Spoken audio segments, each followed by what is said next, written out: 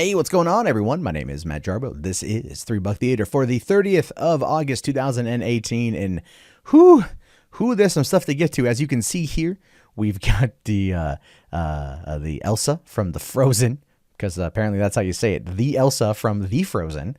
And Frozen 2 is on the horizon. November 2019, if I recall correctly. Thanksgiving 2019. It's going to be 6 years after the release of the first movie, which, I'm not going to lie, given how fast Disney will crank out sequels to shit, I am really surprised this one took 6 years, right? And they've done some short films. They've done Frozen on Ice, which is almost a redundant thing in and of itself.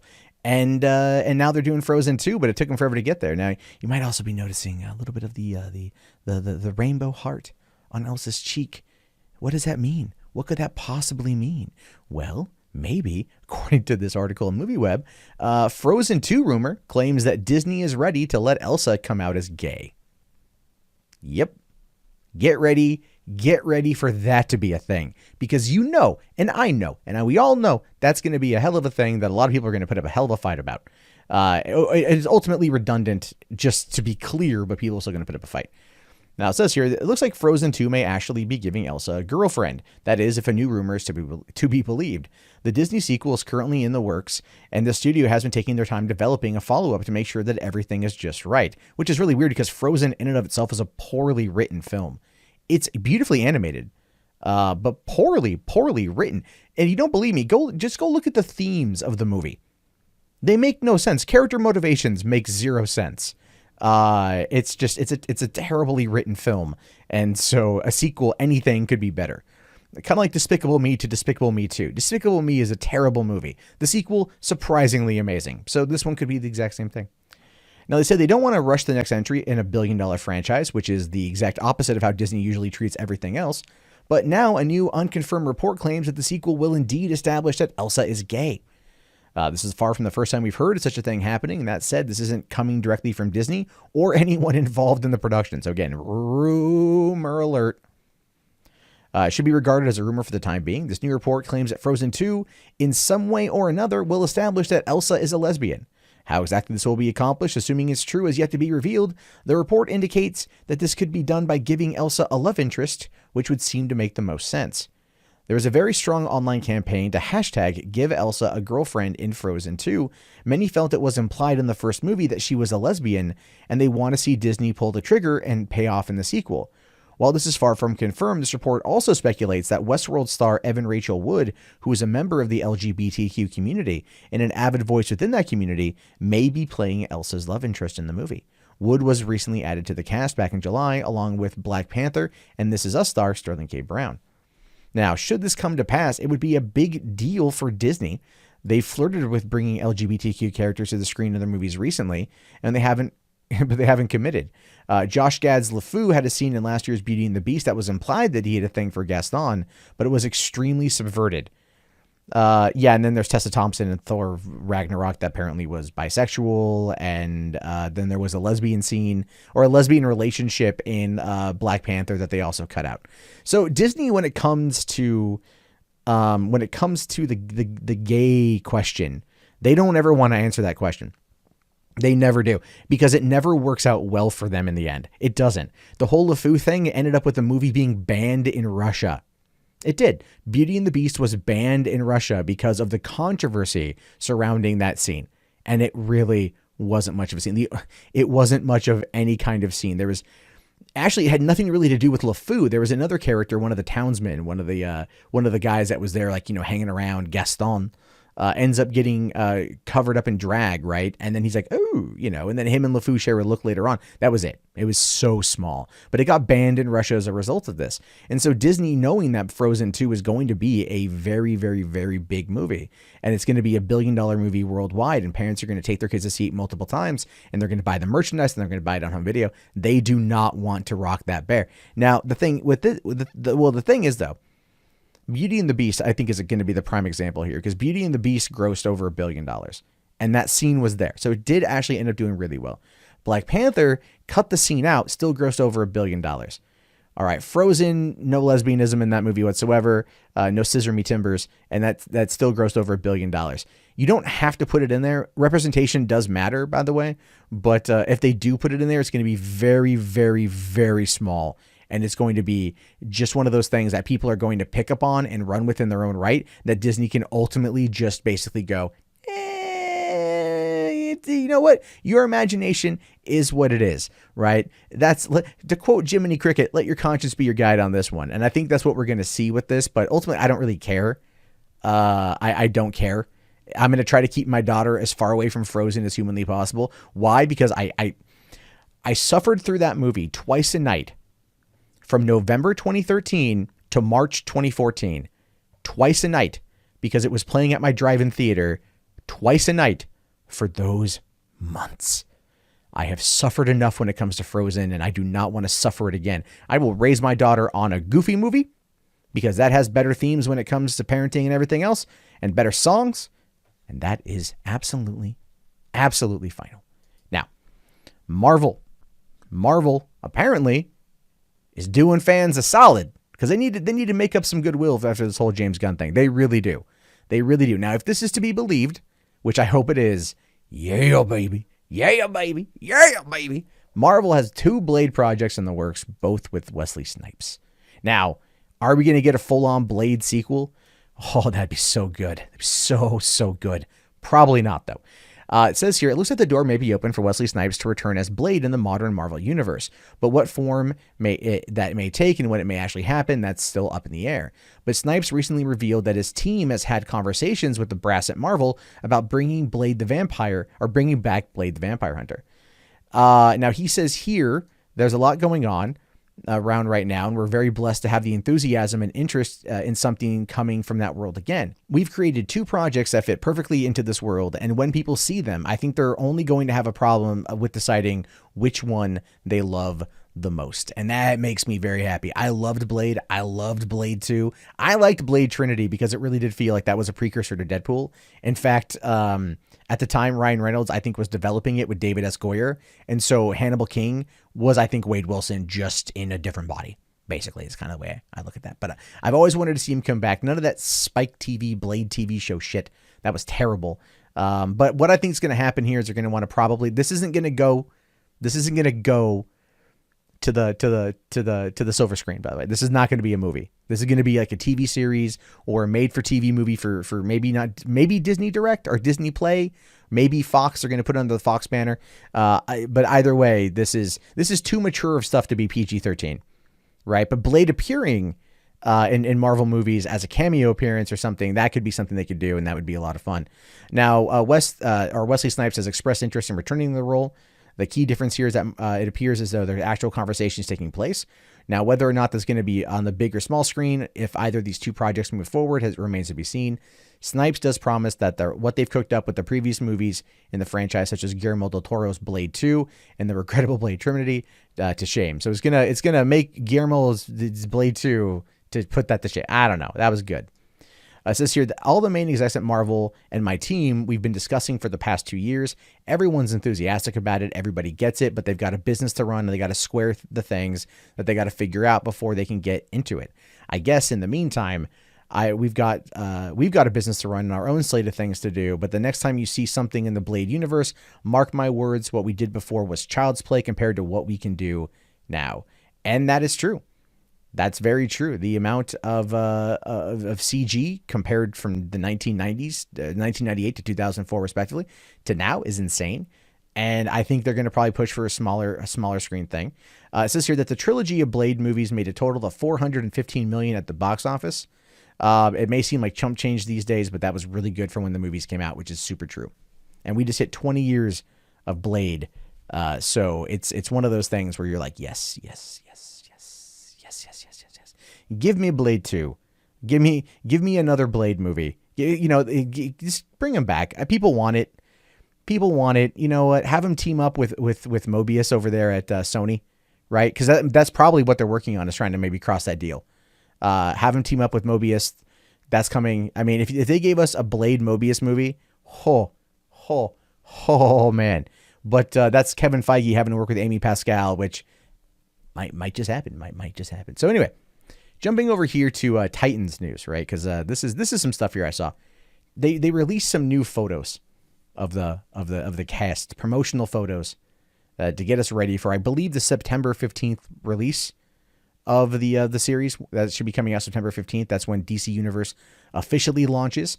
I have mine pre-ordered, and I'm looking forward to checking it out. There's a lot of good stuff to check out. But first up here, we've got Robin, Dick Grayson throwing that little throwing star at the R. I actually think that's pretty cool. I'm not gonna lie. I actually think that's pretty cool. And the aesthetic here looks pretty good. Him clearly having beaten up some bad guys and playing around with his staff. Not quite unlike Friday nights when he's not out there hunting crime, right? Right? Am I right? Anyway, then over here you've got Raven. This looks very kind of creepy, very, very creepy. Now, I will be honest with you guys. I'm coming into the show relatively green. I never watched like Teen Titans or any of that stuff. So for me, it's all new when I start watching the series. But the CG on Raven from the first trailer looked pretty bad actually. So this one I'm not too sure about, but this is a cool image. But she looks like she's like, a 14-year-old that's just never growing up, and she's supposed to be like the love interest for Robin here, apparently, because that's what's going to happen, right? So it's totally what's going to happen. But then we've got Beast Boy, that just looks like he even with the green skin just came straight from Japan.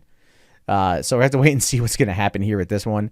Clearly, we're showing us that he's been scratching up the walls in his angsty days, right? When he just feels like a nut and he can't have one. He becomes a diva, needs a Snickers, and just takes it out on the wall. And then finally we got the Starfire one. Now this one to me is so stupid, because this is the key complaint with Starfire, right? This is the key complaint with Starfire. And that's always this particular image. It's not just this image. It's this particular costuming. Okay. Looking with the pink hair, the purple dress, the fur coat, like she's coming out of a 1970s exploitation film. And ultimately, like, I don't have a problem with that, but I see why people are upset with it. They want her to look more like the character, which I'm sure they will. But in every promotional image and even behind the scenes image that we've seen, it's always her in this outfit, which either tells me that this is her official costume for the entire show, at least the first season, or this is just going to be like what's all from the first episode and they haven't given us anything else past the first episode. And that's probably more in tune with how things are versus anything else. I would argue that they're only showing us stuff right now from the first episode just to get the hype going. But the Starfire thing is backfired so terribly that you figure that they would sit there and give something else to go, no, guys, it's cool.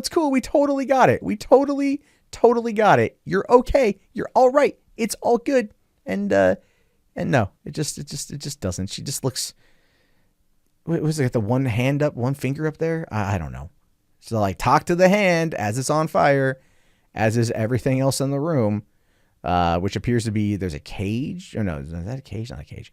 I don't know where she's at. And some everything they've shown here for like wherever they're at is all like abandoned, tattered, Fallout 4 type level design. So we'll have to wait and see on that one. But jumping over here, interesting little breakdown between Disney wins an injunction against RedBox over downloadable codes. And this is interesting because Disney, I get it. They want their money and they're going into the digital world and they don't want to be undercut and double dipped, so to speak, by companies like RedBox. Now, it says here that Disney has prevailed on its second attempt to stop RedBox from selling digital codes that consumers can redeem at online outlets to access copies of Black Panther and other movies. On Thursday, a California federal judge granted a motion for a preliminary injunction. The case has hardly been easy for the studio. Now, RedBox operates DVD rental kiosks and retail stores throughout the nation, but online streaming has disrupted the business now owned by the private equity giant Apollo Global Management. So RedBox got a hold of Disney combo packs, which include a Blu-ray disc, a DVD, and a digital code, and disassembled it, offering the download code at a cheaper price. And they have been doing this, and Disney's all like, naughty. You guys can't do that. And so they sued them, and they got upset. They filed a copyright lawsuit here. Now, surprisingly, RedBox won the first round In February, a U.S. District Court judge saw merit to Redbox's position that Disney had misused its copyright to such films like Frozen and Star Wars. I don't quite understand how that came into play, but anyway. Now, the problem was with the packaging, and this is where Redbox won the argument. It says here, codes are not for sale or transfer, which is conditioned use on a user, or representing that he or she is the owner of the physical product and accompany the digital code at the time of purchase, right? But in an earlier decision, the judge analyzed whether restrictive license terms improperly granted Disney power beyond the scope of its copyright. Here, the issue was for sale doctrine, which provides someone who lawfully acquires a copyrighted work is entitled to sell or dispose of their copy. The judge wrote in his first decision that the problematic nature of how Disney was improperly leveraging digital content to restrict secondary transfers of physical copies, and said this implicates and conflicts with public policy enshrined by the Copyright Act and constitutes copyright misuse. Okay, so that's what it was. So basically they're saying here, like, look, for sale doctrine, when you buy that combo pack, you have the ability to sell the DVD, to sell the digital code, and to sell the Blu-ray, because those are all part of the combo pack. Now, the only way Disney could get around this would they argue that it's all one piece. It's not three individual entities, it's one piece, which is probably what they're arguing in general. Now, after the decision, Disney changed its language on the combo pack boxes and changed the download site's terms of use and amended its complaint with a new attempt at the injunction. Black Panther became the first product incorporating the change. Now Disney tells its customers digital code redemption requires prior acceptance of license terms and conditions. The digital code contained in its package may not be sold separately, and more. So that's effectively how they got around it. That's how they got around it, was by going, the terms of service from, like, I think it's like Movies Anywhere, which is what they use, is that it has to be from the person who purchased it, right? Therefore, it can only be used by that person. But that does kind of do away with for sale doctrine, doesn't it? Like, I don't know. Like, you give it to somebody else. I understand what they're trying to do, but this is going to be an interesting court battle, because this is a preliminary injunction. It's not the deciding factor. It's not the ruling judgment here. So Redbox could in fact argue something greater with that. And the reason why Disney's fighting back against this right now is because they've got Disney Play coming out here pretty soon. They know that the digital side of things does really well. That's one of the reasons why they release movies like 2 weeks before on digital, and then they release the home video version. So people who want to buy it digitally can just do that, therefore bypassing Redbox. And I'm pretty sure that Redbox has been feeling the hit a little bit, considering that oftentimes they get blocked from buying the films retail in order to then rent them out within the first 28 days. I know Warner Brothers does that. So like they're feeling it a little bit, which is one of the reasons why Redbox tried the Redbox app. I think it was like Redbox Instant or something, which it was their streaming service that crashed and burned. I think they tried to like get into like making movies that would be only exclusively at their kiosks. If I recall correctly, that happened, but that still crashed and burned. And the thing is, Redbox in and of itself is not going to die. Every time I go to a store with this Redbox, I always see people going to Redbox. So they have a lot of customers, but they still need the content. They need the new content in order to keep them coming in. And especially in rural areas where internet speeds are shit, right? If they're shit in certain places, they get used. They're more popular. But the thing is, movie studios and distributors, they want to make sure that those particular, they get as much money as humanly possible. And they've been trying to kill the secondary market for years. And this just seems like another notch on their belt, so to speak. Now, finally, I need to update a story from yesterday. Now, this story from yesterday was one that I said was a rumor. I said it was a rumor. I claimed it was a rumor, and it's a rumor. Apparently, Rian Johnson's still working on a Star Wars trilogy. So, sad trombone. Wah, wah, wah. I know. We all wanted it to go away. We were hoping Mike Zero was right, but no, apparently Mike Zero was not correct. Which then again, it does draw attention, I think, to the those types of videos and how they get so popular is like, just, I don't know, is it real? Is it just making shit up? Apparently here it's just making shit up. Now it says, prior to the release of Star Wars The Last Jedi, Lucasfilm announced that they were so excited by their collaboration with writer-director Rian Johnson that they would be developing, he would be developing his own trilogy of Star Wars films. With fans speculating in the months since the announcement about when we could see these films, Johnson confirmed to a fan on Twitter that he is still working on the storylines, asking here, are you still working on the Star Wars trilogy? And he comes back with, yep, and a bro fist emoji. But now that doesn't entirely confirm anything. It just says that he's still working on it. Now, this news may not come as a surprise to everyone, but given the disappointing performance of Solo, fans are much more apprehensive about what the future holds for the franchise. When Johnson's The Last Jedi hit theaters, a majority of fans and film critics praised the film, not a majority of fans. You find more people telling you now that it sucks than telling you that it was good. The critics, on the other hand, oh yeah, they lapped it up. They took it down like it was auditioning for a porn movie. Some detractors, however, vehemently disagreed with the narrative decisions and the prominence of social media. These voices were able to amplify themselves and spark a backlash against the film. Oh, like a resistance against the First Order? Gotcha. 6 months after the film's release, Solo hit theaters and failed to earn critical nor box office success as previous films in the franchise. And around that time, reports emerged that Boba Fett and Obi-Wan films were being developed, that the lackluster performance resulted in follow-up reports saying that Lucasfilm was focusing all of its attention on Star Wars Episode 9. The culmination of the Skywalker saga is currently the only live-action project with a seemingly solid release date for December 20th and through 2019. And so, but even then, Lucasfilm then modded the official statement to claim December without specifying the date. So anything could really change at this point in time. It could all change. Who knows? This is Lucasfilm, and they're in a definite world of shit right now in regards to this situation. And it's by their own making, to be honest with you. They clearly missed the mark on Solo, even though the movie was good. They missed the mark on Solo, and unfortunately, that's just caused it to rampant speculation. Here's the thing, though: James Mangold directing Boba Fett, I'm cool with. I'd rather him do Obi-Wan, to be honest with you. I'd love there to be the Boba Fett movie would also kind of work as a Solo 2, teaming them up in order to kind of like tie in as to why Boba Fett was able to track them down in Empire so easily. Seeing that he's worked with Solo and he knows Solo's tricks, I think that would be a really cool tie into the film. Never mind the fact that giving us more with Jabba and giving us some more stuff on Tatooine would be pretty cool too. And I'd be down for that. I think that'd be pretty freaking awesome if they did that. And that's how I would write it, at least. But looking at the concept of, what's going on, Rian Johnson's trilogy should be shelved. It should just so be shelved. But at the meantime, maybe they're just, they're letting him work on it. They're letting him get going on it. And in the meantime, they're just kind of waiting to see what happens next. But I guarantee you, if the movie doesn't start rolling by next year, if we don't get reports that it starts shooting by next year, and for some reason Episode 9 fails to connect because of The Last Jedi, that trilogy is killed. That trilogy is 100% killed. And it will all be Rian Johnson's own fault. He told a terrible story, and fans, well, they let him know about it. But that actually wraps up today's episode of the show. If you guys did enjoy it, you made it this far in, please toss it a thumbs up, share it around, comment below, give me all your thoughts in the world on this one, and especially let's do the word of the day. You know what? Let's do the word of the day is Starfire.